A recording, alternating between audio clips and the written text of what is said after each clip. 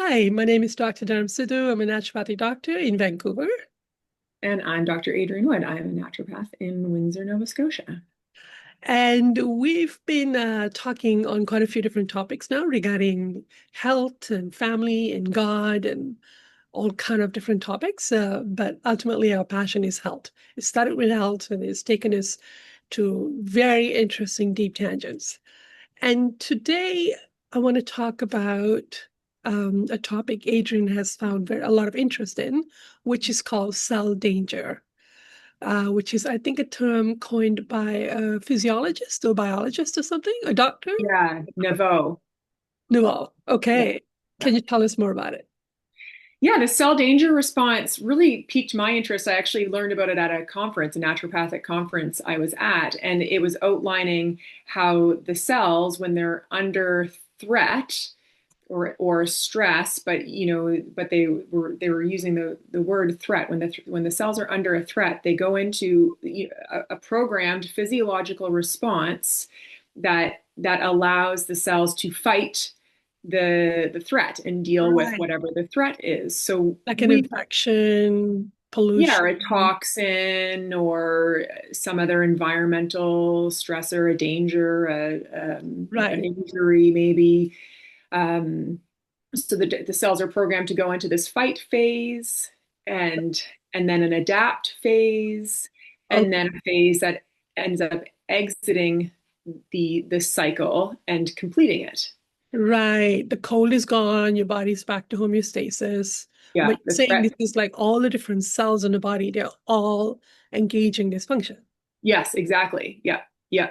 And there's, very specific biological processes that happens in each of these cells at each stage of the response. But the thing I really took away from it is that the cycle is supposed to complete, Yes. supposed to end Right. and come back to homeostasis. And Okay. in the presentation, they were saying, in these studies, and the man who's coined this term, the cell danger response, is that the cells we are seeing with chronic disease, Yeah. anything from autoimmune conditions to fibromyalgia to cancers to PTSD to anxiety disorders, you name it, even food allergies, the cells are stuck in the cycle. They are either stuck in the fight or the adapt or the growth phase. Okay. This is where then we see diseases come from because the cells are stuck. Okay. And my question right away when I learned this theory and saw it in this seminar was like, well, why are they stuck? Exactly. Yeah. You know, it's funny how our modern medicine kind of works. Like, they're not asking that question, why are they No, stuck? They're saying, no.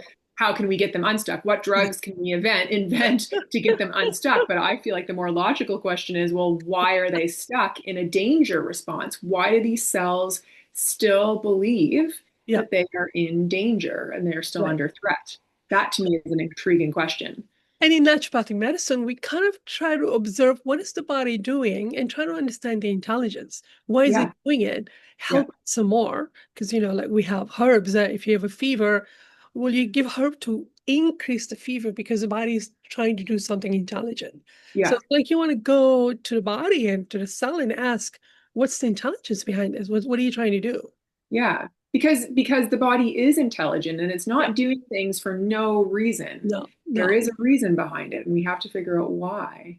And the body can supposedly heal everything completely to the point where aging is kind of an option Yeah, if you're doing this yeah, properly, whatever that system really is. yeah, yeah. Okay. Because I mean, again, modern scientists still don't really understand why we age. When Yeah, you really look at the cells, yeah, we shouldn't have to, but we no. do. So what's going on there? So Telomeres should yeah, continue to be capping. They should not be cutting it at the end of exactly. Yeah. chromosomes. Yeah. Yeah. So again, my big question is, well, why are our cells stuck in a Okay. danger response? Okay.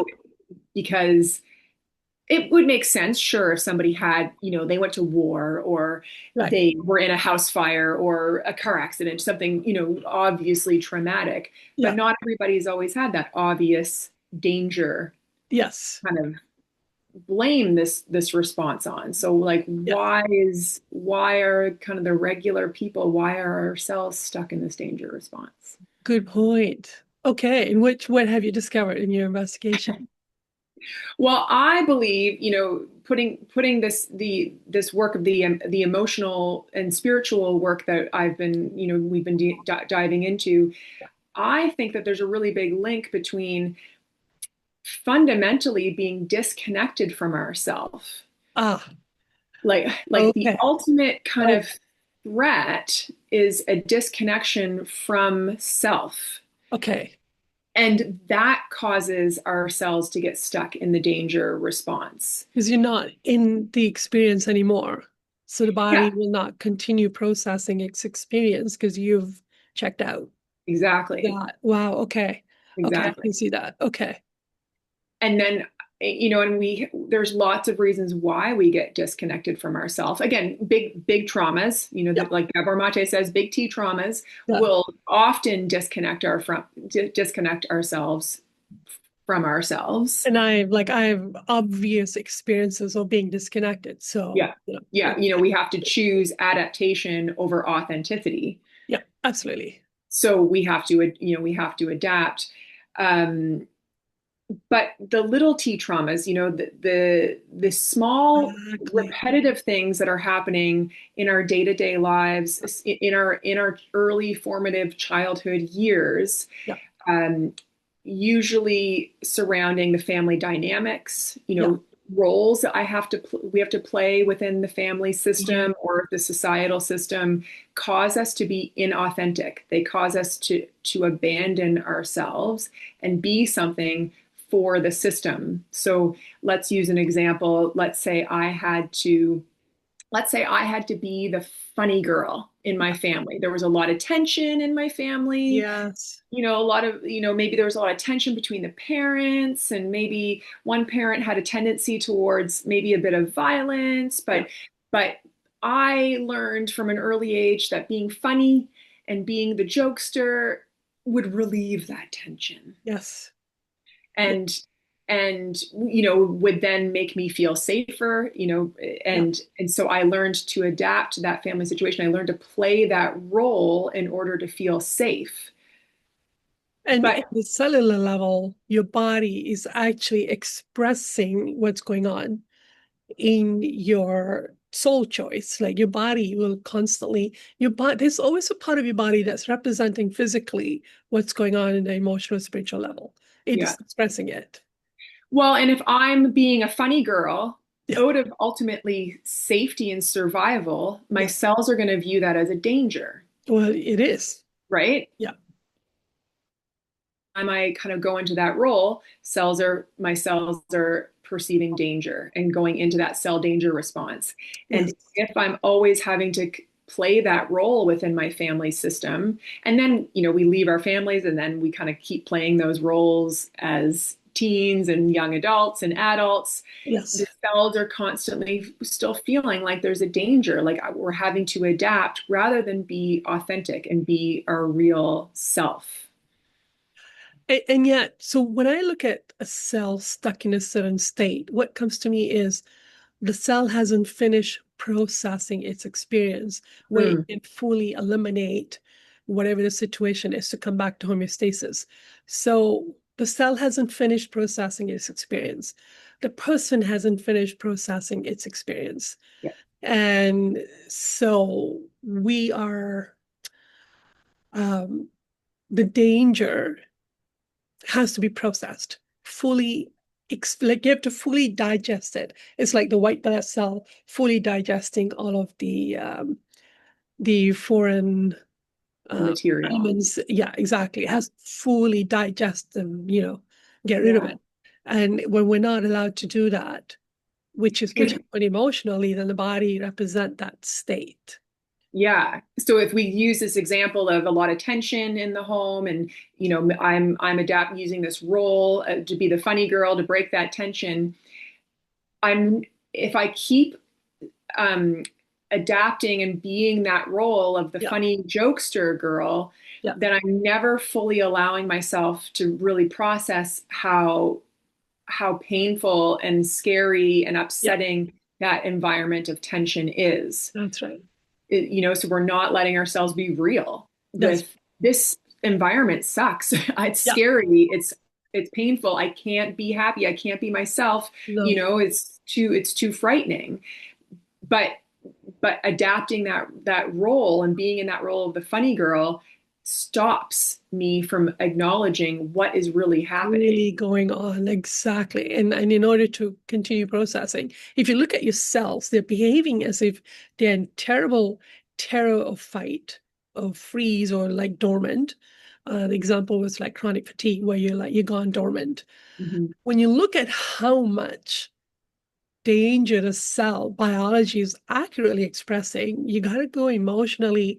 This got to make sense somewhere. Yeah. This must be real. And Yeah. us making our situation unreal keeps the cycle going. Yeah, because we're not acknowledging the truth of the situation. That's right. And the thing is, as long as we hold on to these roles that we've kind of had to adapt to in our early childhood formative years, Yeah. as long as we hold on to those roles and insist on playing those roles out in our lives, Yeah. we are never going to allow ourselves to go through that proper cycle and finish that cycle. So we end up having to really identify our facades, Yes. these masks that we wear that we've learned to wear in order to survive. We have to And we identify. believe that's who we are. And that whole process is upsetting because Very I think upsetting. I'm a funny girl. I think I'm funny, but Very. ultimately, no, that's been an adaptation, and we have to be willing to let those identities go in order for ourselves to actually acknowledge and the threat that was and complete those cellular responses. And that can be really a really difficult process to identify what's real and what's not about ourselves. So for myself, because of the severe PTSD, I was shut down, but over time my body developed autoimmune because it's just there's no energy, I'm just breaking down. And now I'm constantly working through finding those layers again. And it's almost like my body's having a cold of some kind every 2 days.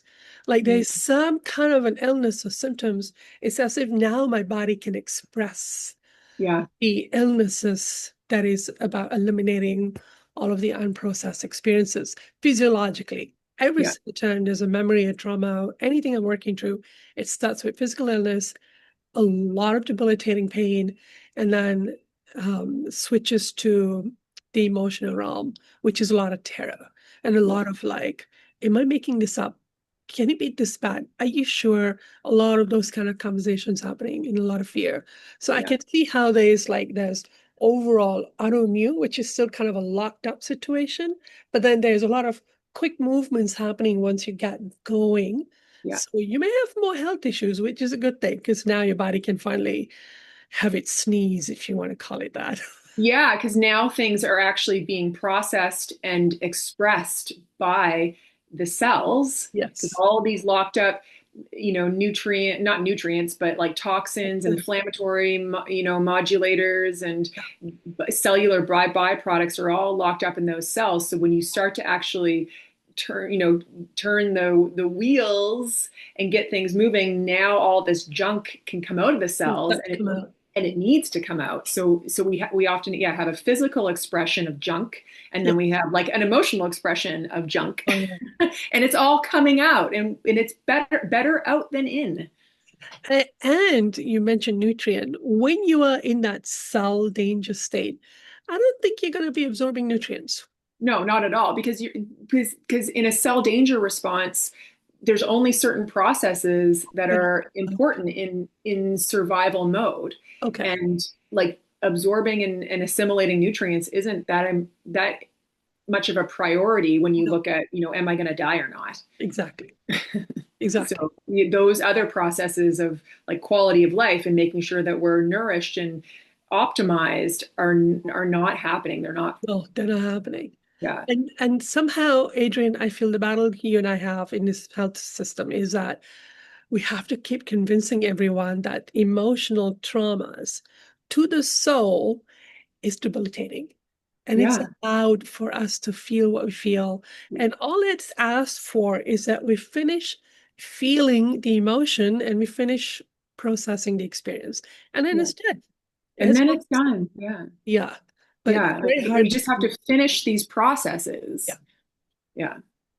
So you are going to start doing some retreats on this topic, and I already set an intention to God. Can I join Adrienne? This is my favorite topic. Can we do this all the time? I So know what are you I planning? love it because it just ties everything together Oh, so well. And so well. yeah, so yeah, I'm definitely doing some workshops and retreats focusing solely, like we've talked about this in the past, but Yeah. these are dedicated standalone workshops to help people Okay. really understand this and really really get it, Yeah. and leave with practical tangible things that they can do at home to start working and letting their cells process what needs to be processed. Yeah. That's You know? beautiful. So Yeah, we'll post, Adrienne will post her retreats on website. I'll post the website in the description part of the YouTube. And then hopefully we can take this on nationally and teach this everywhere. yes, Such a joy. yeah. All right. Thank you, Adrienne. This is such an exciting topic, and hopefully we'll just keep on the fight. Thank you. Bye.